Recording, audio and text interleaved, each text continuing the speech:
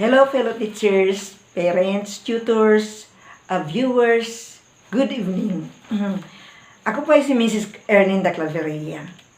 Isa akong retired public school teacher, master teacher, isa akong demonstration teacher, book writer, tutor, at isa rin akong, ngayon, vlogger na ako. Tapos, isa akong inventor ng Mrs. Claveria's beginning reading technique and simple techniques in mathematics for pupils who cannot memorize the basic facts. Ngayon, kung gusto ninyong matutuhan ang Mrs. Claveria's technique ay please watch all my videos. Lahat ng videos ko sa reading, pasunod-sunod yun, lesson 1, lesson 2, and lesson 3, at lahat ng techniques sa mathematics pwede niyong mapanood at pag-aralan sa aking YouTube. So, ito naman ngayon, ngayong gabi ay ibabahagi ko sa inyo ang karanasan ko bilang isang tutor. Kasi 24 years ako sa tutorials mula 1995 hanggang sa ngayon.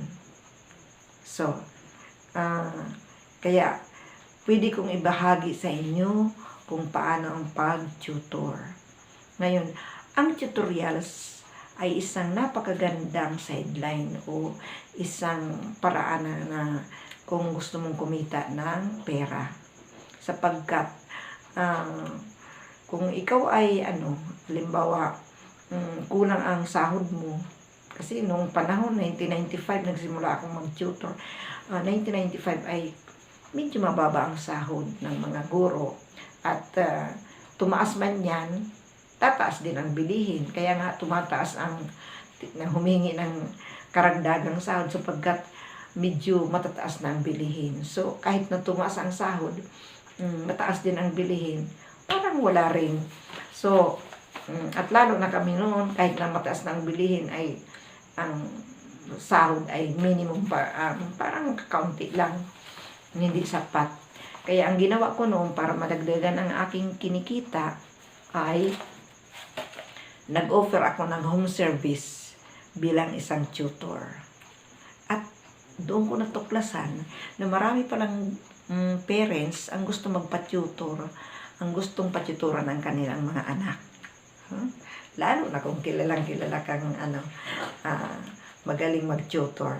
Pero noon hindi pa naman akong kilala, kaya ako mismo ang nag-o-offer ng tutorial service at home service pa yan. Dinadayo ko sa mga kanilang bahay-bahay. Kaya kung minsan umuwi ako alas 9 na ng gabi, kasi nagsisimula ang tutorials ko pagtapos ng klase. Ngayon, noong una ay nag-home service ako. Pagkatapos, after a year, dumami na ang nagpapatutor sa akin, ang gustong magpatutor. Kaya, lalo na pagbakasyon, nagbukas na ako tumanggap na ako ng tutorial sa bahay. Doong una, grupo muna, 15 pupils, 15 cuties sa isang buwan o isang summer siguro yun sa bakasyon. Ngayon, hindi pala maganda ang by group. Hindi walang pagkakaiba doon sa sa group na sa class na regular class na nagtuturo ka ng 45 pupils pagkatapos sa loob ng isang taon. So iba-iba ang kanilang IQ, ang kakayahan. Ganon din sa pag nag-tutor ka, kapag tumanggap ka ng group, hindi mo man 100% sigurado na matututo ang mga bata. Kasi iba-iba ang kanilang IQ. Buti yung matalino talagang matututo. How about the slow learners? So, doon ko natuklasan na hindi maganda ang mag-tutor ng by group. Tapos, sunod na summer, nag-one-on-one na ako. Ang dami sa dami nang nagpa-tutor, may 3 bata na gusto, wala nang islat, sabi niya, ma'am, anyway, magkakapit bahay na kami, isama na nga itong tatlo, pag-isahin sa isang oras. Pinagbigyan ako. Anong nangyari? Ganon din. Kahit tatlo-tatlo, dala-dalawa, hindi rin matututo ang medyo mahina. The best way talaga is one-on-one, isa-isa lang. Kasi matututukan mo ang kanyang kahinaan, wala siyang gagayahan, hindi siya mahihiya, may kasama siya. Kung siya lang, nagsisikap talaga siya matuto. At kitang-kita mo kung ano ang defect niya at matuturuan mo ng mabuti. Kung tatlo-tatlo at ang dami, hindi mo siya matututukan ng mabuti. Dahil itong kasama niya, kung minsan matalino, minsan nagkakaroon siya ng inferiority complex. Kaya, hindi na siya hindi nagsisikap na matuto. Pero kung one-on-one, siya lang mag-isa, magsisikap siya matuto. Ngayon, noong una, ang bayad ko, singil ko sa 50 pesos isang buwan. Noong unang 1995 yun. Tapos, minsan may magulang na natuto na ang kanyang anak pero hindi ako binayaran. Dahil nadestino pala yung tatay sa malayong lugar. Kaya, nang ipasingil ko, hindi na nakabayad. Kaya, hindi maganda yung buwanan. So, the following year, sabi ko, arawan na lang, araw-araw magbayad. Kung halimbawa, 75 pesos, 75 pesos, ganun. Tumataas din ng kaunti. Ngayon, di na naman maganda sapagkat yung nanay, parang tinatandaan kung paano ako mag-tutor. Pagkatapos, after 3 days, bumili ng aklat sa akin. Bumili ng aklat ko kasi may aklat ako. Bumili ng aklat ko. And then, ika-4th day, hindi na pumasok ang bata. Kaya, ibig sabihin, nanghihinayang ang magulang magpa-tutor. At kaya, bumili ng aklat para siya na lang ang magturo sa anak niya. Kaya sabi ko, hindi pala ito maganda. Kung ayaw na ng bata pumasok, bitin ka, hindi tinapos ang tutorial. So, masisira ang pangalan mo. Sasabihin niyan, nagpa-tutor daw yan kay Mrs. Claveria. Nagpa-tutor nga, pero hindi naman tinapos. Kaya hindi naman natuto. So, hindi maganda yung araw-arawan. Sumunod na naman, following year, na ako, partial. Halimbawa, 1,500, pwedeng magbayad ng 750 upon enrollment. Hindi na naman maganda ang resulta kasi yung balance, nakakalimutan ng mga magulang magbayad. Yung iba lang, ang iba okay man, pero yung iba talaga parang sinasadya nila. At hindi ko naman masingil, mahihain ang kusumingil at hindi ko na alam kasi may mga dayo, may mga taga-Eriga, taga-Guwa, taga-Nabwa, kung sa mga malalayong lugar. Kaya, sumunod na taon, pinasiyak ko na pinakamaganda, the best way talaga is to ask full payment, cash upon enrollment. Cash. Walang installment, walang partial. Talagang cash. Take it or leave it. Anyway, kapag ikaw magaling na tutor at marami na nagpapatutor, kaya mo mag-demand ng yung patakaran, yung gusto mo, kaya mo mag-demand. Ang hindi lang pwede mag-demand, yung kulang ang nagpapatutor. Kasi kahit na tango na lang tango siya, basta may makuha siyang mga duties. Diba? Pero kung maraming nagpapatutor sa'yo,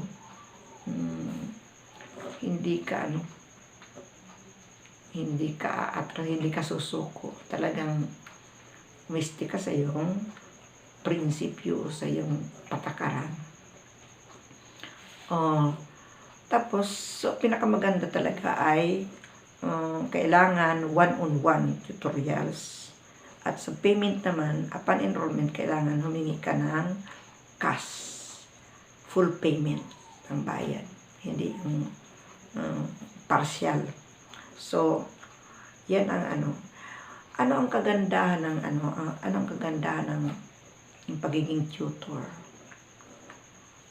Kung yung mga newly hired teachers, minsan may mga teachers lalo na ngayong pumasok yung K-12, ang daming emergency reports, ang haba-haba ng mga lesson plan, ang child protection, abusado ng mga bata, hindi na disiplina ng guro. Laging emergency reports ang pinapagawa.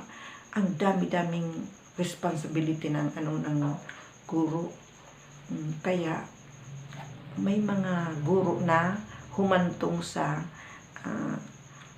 mga suicide, sa pag-suicide, pagpapakamatay, na hindi man dapat.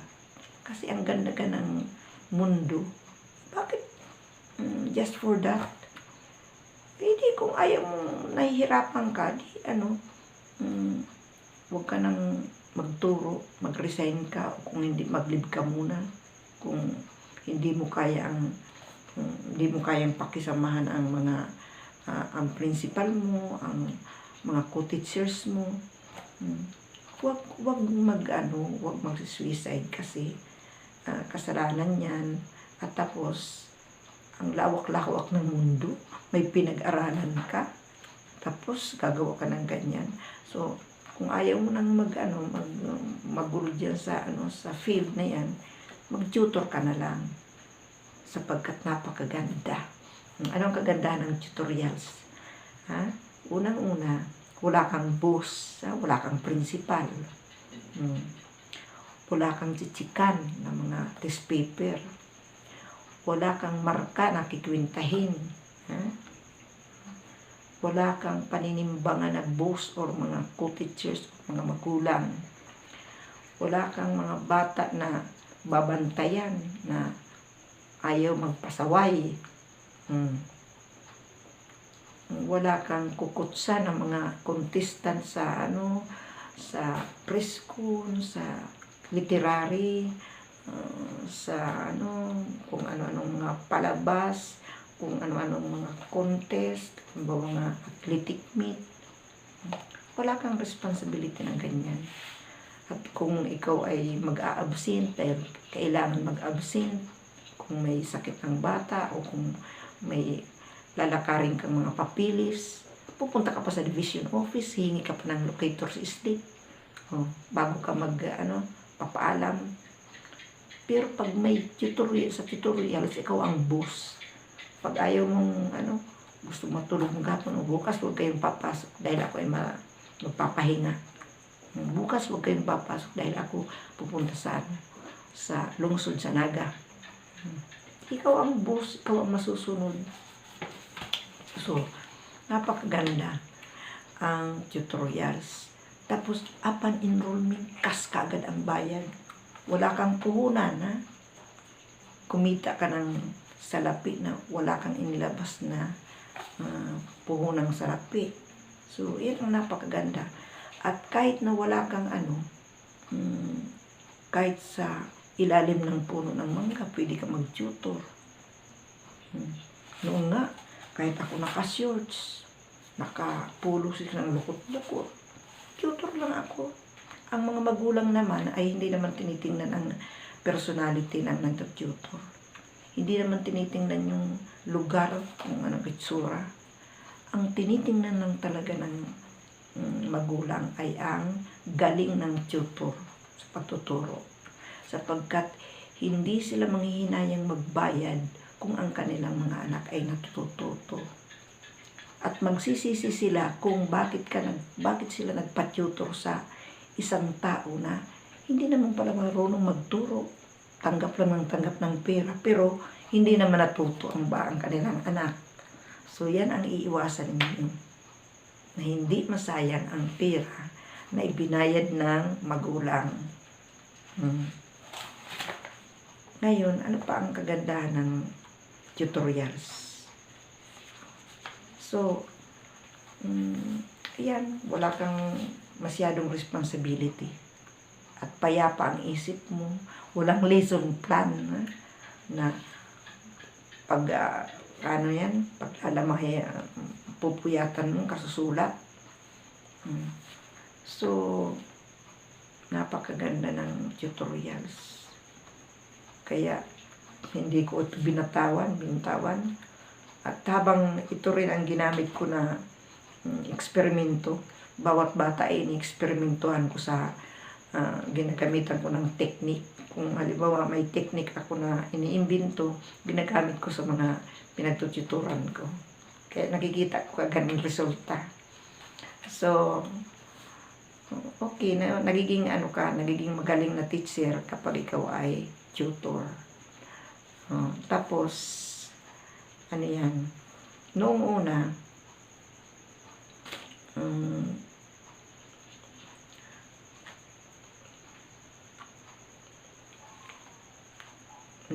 nga,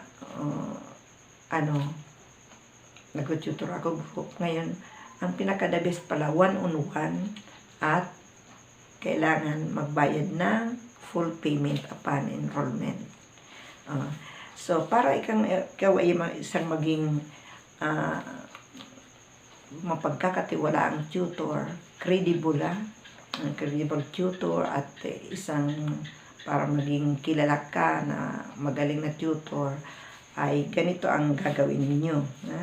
Ito ay batay sa aking karanasan sapagkat matanda na ako sa pag-tutor. Number 1 ay yung honesty, credibility, at ang pagiging matapat sa magulang. Tandaan, wag na wag sasayangin ang pera ng magulang. Kailangan may matutuhan ang kanilang anak. Kung ano ang expectation nila, kung anong expectation nila sa mangyayari sa ibinayad nila, kailangan gawin mo ang lahat ng magagawa mo. Kailangan maging matapat ka, maging frank ka sa magulang. Paano ka magiging frank ka? Di mo naman alam kung ang anak nila ay matututo o hindi. Paano mo malalaman? Kailangan magsagawa ka ng assessment. Una, hindi mo yung kilalang mga bata na yan. Kung non-reader, kung nakakabasa na hindi pa. Sa harap ng magulang, ay, nanay, tingnan ko nga itong anak mo kung nakakabasa na. Pabasahin mo siya sa harap ng magulang. So, malalaman ng magulang na hindi talaga marunong ang bata. Ngayon, magsasagawa ka na ng assessment, tuturuan mo siya. Sa loob ng 30 minutes. Yung lesson 1 lang, kung Esclabrias technique ang gagamitin mo. Ngayon, kapag ang bata ay nakabasa sa loob ng 10 minutes, nakabasa ng 10 salita sa loob lang ng 10 minutos, ang batang yan ay matalino. At ang batang yan ay matututong magbasa after 1 hour or 2 hours. After 2 hours lang, magsimula kayong Monday, tapos magtatapos ka mong Friday. By Thursday, makakabasa na ang bata ng aklat sa English and Filipino. By the way, magtataka kayo, bakit naman? Kasi sa akin, bilang tutor, ang tutorials ko ay 10 hours lang. 10 hours lang ang duration. Hindi nga umaabot ng 12 hours. Magtataka kayo, paano naman matututo kung 10 hours lang? Esclabrias technique ang ginagamit ko, kaya matututo yan kahit na ganito yun Ang tutorials ko ay 10 hours lang. Pero hindi man yan diretso na 10 hours sa isang araw. Divided into 20 sessions. Kasi bawat session ay 30 minutes lang. Napaka-boring naman kung 1 hour or 10 hours. Lalo lang kung 10 hours. So, from Monday to Friday, bawat araw ay 30 minutes lang, 30 minutes, 30 minutes. Ang Monday to Friday, walang pasok pag Saturday and Sunday. So, 4 weeks. Ang 10 hours ay inaabot ng 4 weeks. Tapos, yung batang matalino, nagsimula pa lang sa Lunes, pag Wibis, ay makakabasa na siya ng English and Filipino books. Yung the remaining 8 hours, ano na lang siya, pag-practice magbasa ng mabilis at pag-improve ng kanyang comprehension. Ngayon, kapag ang bata ay nakabasa ng 10 words sa loob ng 20 or 30 minutes, ang batang yan ay average, katamtaman. Ngayon, ang batang average ay makakabasa after 5 hours. Next week, second week magbabasa na siya. Ang aklat, English and Filipino. So, yung natitirang 20 sessions, kasi ika-10 sessions, magbabasa na siya ng aklat. Ang natitirang 10 sessions ay pag-i-ensayo na lang sa pagbilis ng pagbasa at comprehension din. Ngunit kapag ang bata ay hindi nakabasa sa loob ng 30 minutes, ang batang yan ay slow learner. Ngayon, ito ang sinasabi ko sa inyo, na maging honest kayo, prangkaw na ipagtapat na sa magulang na ang batang yan ay slow learner at hindi siya makakabasa sa loob ng 10 hours. Kaya pasensya na. Hindi ko po tatanggapin kasi masasayang ang pera mo. Masasayang ang pera kasi di naman siya matututo sa loob ng 10 hours. Ngayon, kung desidido ka na matuto ang bata, i-extend mo ang 10 hours. Gawin mong 20 hours. Kaya magbabayad ka ngayon ng 4,000. So, ngayon kung hindi pumayag ang magulang, kasi kung ano nga reason niya, huwag mo nang tanggapin. Huwag mo nang tanggapin. Pero kung pumayag siya, okay lang niya sa akin, ma'am, okay lang. Okay, tanggapin mo dahil nangako siya na i-extend niya. Dahil sigurado naman ika-20 hours makakabasa ng bata. So hindi masasayang ang pera. Pero kung sabi, ma'am, hanggang 10 hours lang ang kaya ko. Pwede niya, ma'am. Pagkatapos ng 10 hours, di na niya ako magpapatyo. Huwag mo na kang tanggapin. Kasi, di rin matututo. Sayang ang pera ng magulang. Ngayon, kapag tinanggap mo yun, tapos hindi naman nag-extend ng 20 hours, masisira ka. Sasabihin, pinagpatuturuan ko yan kay dyan sa tutor. Nagbayad lang niya ako, sayang lang, hindi naman natuto ang bata. Ayan. So, huwag ka rin dyan magpa-tutor kasi wala rin kwenta. Masisira ang pangalan ng tutor. Kaya kailangan maging prangka kayo, magkaroon kayo ng assessment. Dahil kapag ikaw ay magaling na tutor, ma-spread yan. Uy, ang galing-galing mag-tutor. Doon ka naman. Sana tutong magbasa mo. Bakit ang bilis-bilis? Ay, doon kaya, ganito. Kaya, kahit na hindi ka mag-advertise, ang magulang mismo, through word of mouth, sila na ang magbabalita na napagaling ng mag-tutor niya. Kaya doon ka magpa-tutor.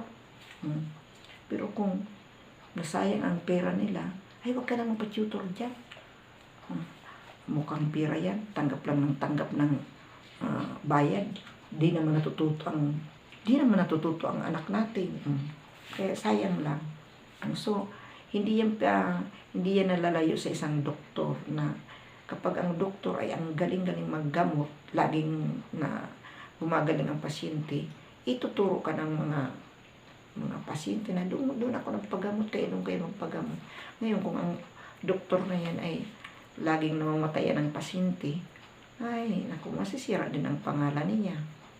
So, wala nang magpapagamot doon sa doktor na namatayan ng pasyente. So, ganun din ang tutor. Kaya, ingatan ang pangalan. Pabanguhin ang pangalan ninyo. Kailangan magaling kayong ang mag-tutor at hindi masayang ang binabayad sa inyong pera. Yan ang tatandaan ninyo. Sapagkat ang mga magulang ay hindi manghihinayang gumasto sa kanilang anak basta nakikita nila na hindi nasayang ang kanilang pera. Okay? Sumunod. So, prangka, maging matapat sa magulang. Kung ang bata ay hindi makakabasa, prangkahin siya na hindi makakabasa ng anak mo at huwag mong tanggapin. Kung sumabi extended, hindi. Pagbayad siya, i-extend niya. Pero sa mathematics, kapag hindi nakalusot ang bata, hindi nakapasa sa assessment, huwag na kayong magbigay ng extension. Kasi ang hirap talaga kahit na mag-extend pa ng ilang oras, hindi talaga matututo ang bata sa math. Tested and proven ko na. Pero pag ang bata nakalusot sa assessment, ay nako, ang sarap magturo sa batang ang galing-galing sa math. Kahit na abutin pa ng 2 hours, hindi boring, hindi nakakabagot. Pero ang reading, medyo boring kung lampas ng 30 minutes, bored na ang teacher, bored na ang nababagot na ang bata. So sa mathematics, hindi nababagot ang bata pag magaling siya sa math. So kaya, ang advice ko sa inyo, kapag pinag-assess ninyo ang bata na hindi nakalusot sa assessment, no extension. Doon na siya sa kailangan niya sa paaralan na para 10 months. Kasi ang tutorial ko, 10 hours lang. So, ganyan ang gagawin niyo. Sumunod, magkaroon kayo ng logbook, record, class record, na nakalista doon ang pangalan ng bata, complete name, address, yung grade niya, kung grade 1, kung grade 2, tapos yung paaralan, pinapasukan kung Holy Child, kung Central School, at ang kanyang edad, age, and then yung time, yung kung time niya ay 9 to 9:30 a.m. or 4 to 4:30 p.m. nakalagay niya. Tapos, isusulat niyo dyan ang bayad, kung magkano ang binigay. Halimbawa, 2,000. Isang tutorial yan, 2,000, tapos pizza. And then, i-record ninyo, reading, then assessment, past 30 minutes, assessment, 10 minutes. Pag sinabing 10 minutes, talino yan. Assessment, slow. So, ganun. Then, ilista na yung pizza. Halimbawa, August 1, 2020, Monday. Ilagay mo yan, lesson 1. Then, lesson 2, lesson 3. And then, story na magbabasa na sila ng aklat. Nakalagay na ang title ng aklat sa English and Filipino. Tapos, iba-iba na. Bawat araw, iba-ibang stories ang babasahin ang bata. So, ganyan. Tapos, huwag kalilimutan na, anyway, lahat naman tayo may cellphone, lahat naman camera, may camera, kuna ng picture or video ang bata. Kahit nakasama ka na para souvenir. Tapos, ipapasta mo doon sa pangalan niya, sa tabi ng pangalan niya, sa page niya. Para may souvenir ka sa bata. Kung siya ay malaki na, makikita mo, ay, ito pala ang ito pala ang batang tinuturuan ko noong siya ay grade 2 pa lang. Yung mga bata na yan, mga professionals na ngayon. Tapos naaalala pa nila ako, naaalala ko rin sila. So, ganyan. And then, magbigay ng patakaran. By the way, huwag kalilimutan na kunin ang contact number. Isulat pala ang pangalan ng magulang, ang pangalan ng mother, father, and then contact number. O kung pwede nga ilagay mo pa ang kanilang occupation, kung fireman, kung police, kung doktor. Karamihan pala na nagpapatutor sa akin ay almost 90% mga OFWs, seaman, anak ng seaman, anak ng OFW sa France, sa Italy, sa Hawaii, sa Israel, sa Macau, o sa Hong Kong, sa Dubai, ang dami sa Dubai. So, karamihan dyan. Tapos ang karamihan, mayroon din mga karamihan din mga professionals. Bihira itong yung mga mahihirap, bihira ang nagpapatutor sa kanila. Tapos, magbigay ng patakaran, bawal mag-absent. Bakit bawal mag-absent? Sapagkat, kung summer vacation, may first batch, April first batch, and then May second batch. Ngayon, itong mga first batch, February pa lang, nagpapaano na sila, nagpapalista na, nag-enroll na sila, nagbabayad na, nagpapareserba na para sa first batch sa April. Kaya, bakit nag-enroll? Gusto nila makapili ng magandang schedule kung anong gusto nilang time slot. So, kapag ikaw ay nahuli, magpa-enroll, doon ka sa alas 6 ng umaga o alas 10 ng gabi, o kung hindi alas 6:30 ng umaga o alas 8 ng gabi. Pero kung maaga kang nagpa-enroll, makakapili ka ng magandang time slot. Di mo nga alas 9, alas 8:30, alas 4, makakapili ka ng time kung ikaw ang magpapa-enroll ka kagad. Ngayon, pag napuno na ang first batch, may mga waiting list na. Yung mga di nagkasya doon sa first batch, magwi-waiting list na naman sila para sa May. Kaya kung minsan sa isang batch, minsan ang nagpapatutor sa akin mga 35 pupils, inaabot ng 35 pupils sa isang araw. Kasi actually ang pinaka-actual umabot ng 32 o 31. Kaya lang may mga sumisingit-singit pa mga bakasyonista galing sa ibang sa Manila, kung saan lugar, sa Ilocos, tapos magpapaano sila, pasingit-singit na lang, nakikiusap na kung pwede kahit na 5 sesyon, matuturan sila. Ipinagbibigyan ko rin. Kasi kung hindi mo pagbibigyan, ang iba na naghihinanakit, nagagalit sa'yo. Tapos, ang ibig ko sabihin, magbigay ng patakaran na bawal mag-absent.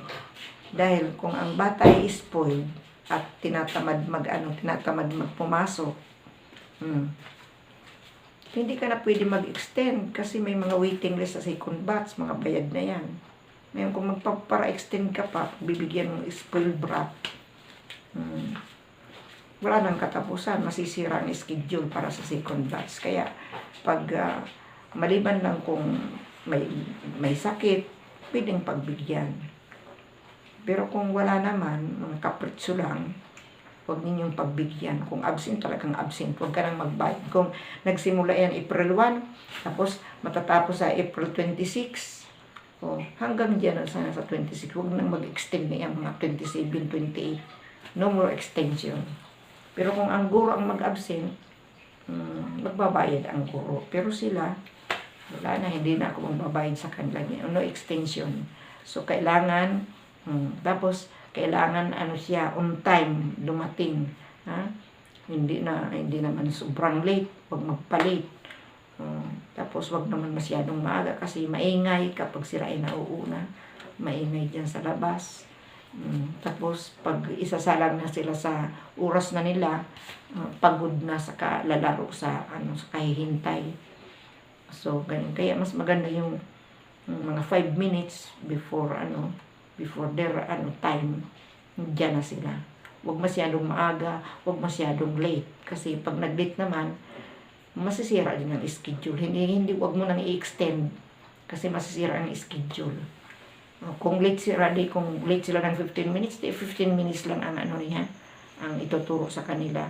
Kasi kung i-extend mo yan, yung susunod, puro yung mag-extend hanggang masisira ang schedule kapag pinagbigyan mo, nag-extend ka para doon sa mga latecomers. So, kailangan bawal mag-absent, at huwag bibigyan ng extension.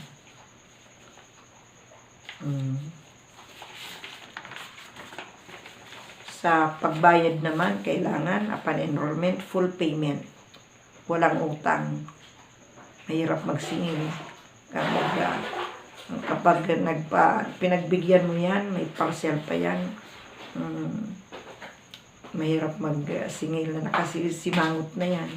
Sisingilin mo at kung halimbawa nakalimutan magbayad, mahirapan ka nang magsingil kasi hindi mo naman alam kung mga taga saan yan. Ang iba mga taga-Eriga, taga-Nagwa, taga-Guwa, ang iba ang mga doon pa sa Kagmaslog, ang layo-layo. So wala na. Wala ka ng panahon magsingil at wala nang pag-asa.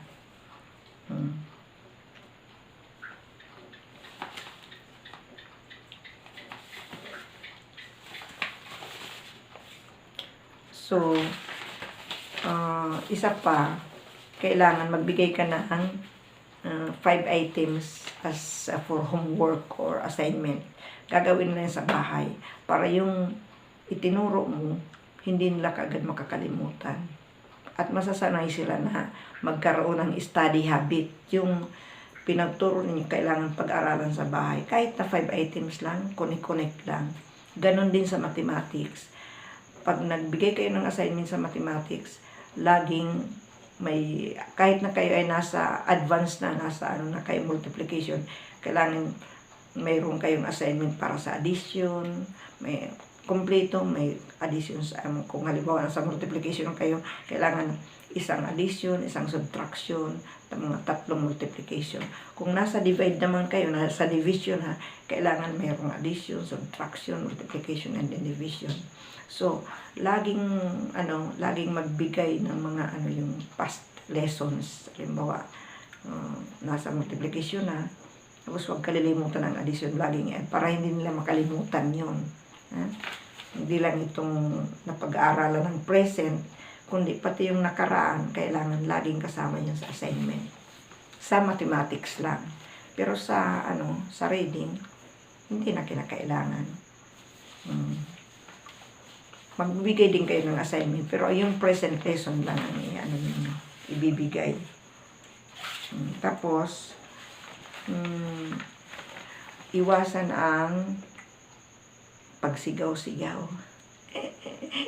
Kasi parang ako yan kapag naiinis ako, hindi ko mapigilan ang sarili ko sa galit na naiinis na ako.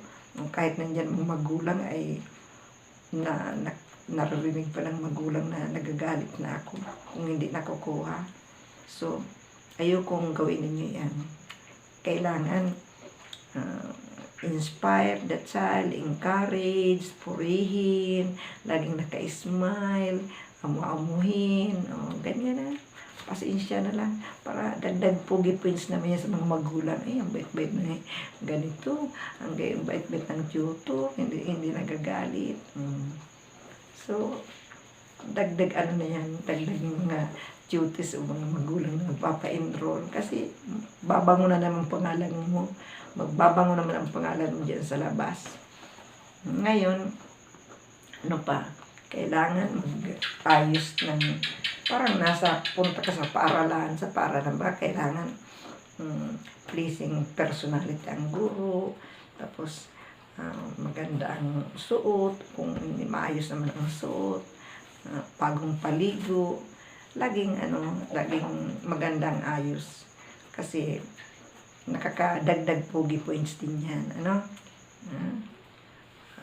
at i-spread din niya sa mga sa word of mouth din yan, so tapos gawin din malinis ang kapaligiran ng iyong tutorial space, kailangan maging maayos din ang lahat ng tinututuran mo. At saka so maging maayos din ang pakikipag-usap. Kailangan i-entertain mo ang mga parents, kung ano ang kanilang problema, isasabi mo sa kanila ang gusto mo. Pag-exchange ideas kayo, kunin ang opinion ng mga parents, makipag-usap kayo para kayong magbarkada. Hindi yun ang sasagot kayo, oo, hindi, isang tanong, isang sagot. Hindi naman parang magmumukhang kang susuplada. So, kailangan maganda ang pag-entertain mo sa kanila. Okay? para kailangan pabanguhin ninyo ang ang pangalan ninyo sa mga magulang kasi sila ang mag-a-advertise na yung pangalan sa labas. At kaya dumarami ang customer ang mga nagpapatutor dahil nga sa balibalita, nag-i-spread word of mouth. Kaya hindi mo malayan ang dami nang nagpapatutor sa iyo. At pira ka agad yan, wala kang puhunan na pira nang ikaw ay mag-tutor. Pero pag marami na nag-enroll, bawat isa ay pira ka agad, magkakaroon ka agad ng pira. Yan ay kung kilala kang tutor.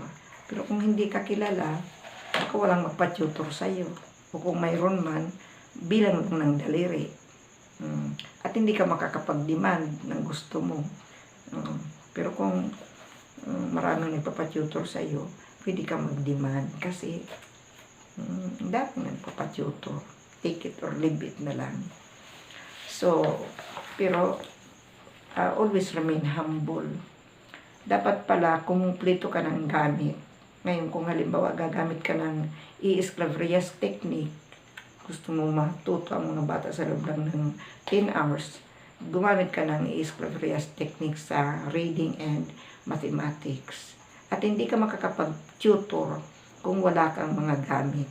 Kaya bumili ka sa akin ng complete sets, complete package of books.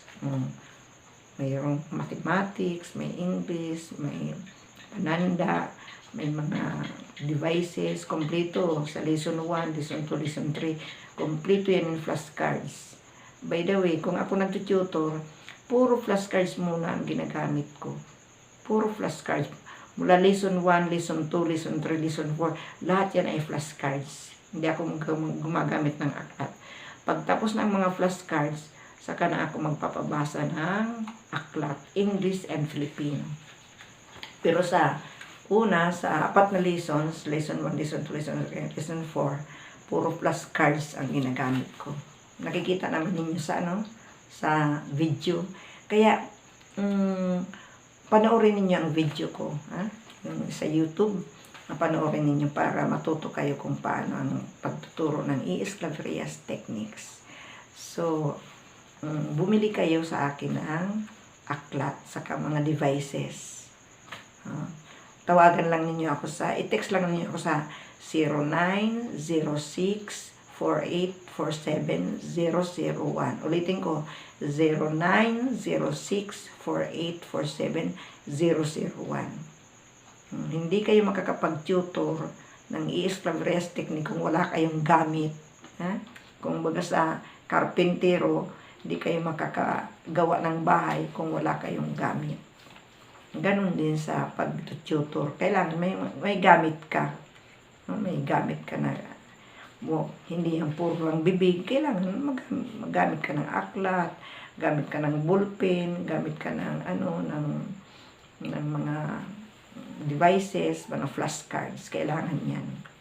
So, at kung gusto niyo talagang maging successful sa hindi masayang ang pera ng magulang at maging mabango ang pangalan niyo, gumamit na kayo ng i-esclaverias techniques sa reading saka sa mathematics. Kasi sa mathematics naman, hindi ka man makakapag-tutor o makakapagpatuto sa loob ng 10 hours kung hindi nila kabisado ang addition fact, subtraction fact, multiplication fact, and then division. Hindi ka hindi ka makakapagturo nito kung hindi ito saulado, hindi memorize ng bata. Alam nga naman para pa-memorize ka sa tutorials, oras ang bilang. Ngayon, ang i-esclaverias techniques, kahit hindi memorize, kahit hindi na magbilang ng daliri, kayang-kaya yan kung magaling ang bata. Pero kung ang bata ay talagang walang hilig sa math, mahihirapan ka rin sa pag-tutor. Kaya nga may assessment. Huwag tatanggap ng isang bata na kung hindi man dumaan sa assessment. Bueno, bago ako magtapos, kailangan pasalamatan ko nga nagpapasalamat ako doon sa mga nag-subscribe. Thank you for supporting my channel. Thank you very much. Please subscribe, yung mga di pa nakaka-subscribe. Please subscribe, share, like, and then click that notification bell para kung may bago akong i-vlog, papakita sa inyo ay ma-notify kaagad kayo. Okay, thank you for watching. Thank you. Good night.